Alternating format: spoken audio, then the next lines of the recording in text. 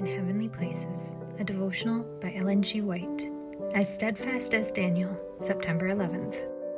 For the Lord God will help me, therefore shall I not be confounded. Therefore have I set my face like a flint, and I know that I shall not be ashamed. Isaiah 50, verse 7. The youth have an example in Daniel, and if they are true to principle and to duty, they will be instructed as Daniel was. As the wisdom of the world viewed the matter, he and his 3 companions had every advantage secured to them. But here, their first test was to come. Their principles must come into collision with the regulations and appointments of the king. They were to eat the food placed upon his table and drink his wine. Daniel purposed in his heart that he would not defile himself with the portion of the king's meat, nor with the wine which he drank. Therefore he requested of the prince of the eunuchs that he might not defile himself. Daniel 1, verse 8. This request was not preferred in a defiant spirit, but was solicited as a great favor. Daniel and his companions were courteous, kind, respectful, possessing the grace of meekness and modesty.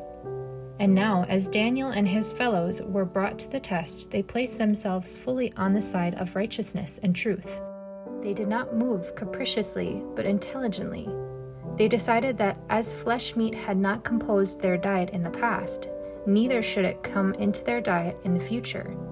And as the use of wine had been prohibited to all those who should engage in the service of God, they determined that they would not partake of it.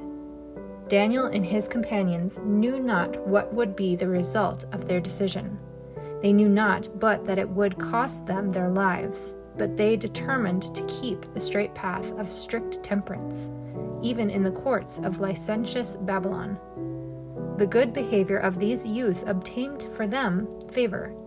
They rested their case in the hands of God, following a discipline of self-denial and temperance in all things. And the Lord cooperated with Daniel and his fellows. These particulars were placed on record in the history of the children of Israel as a warning to all youth to avoid all approach to customs and practices and indulgences that would dishonor God in any way.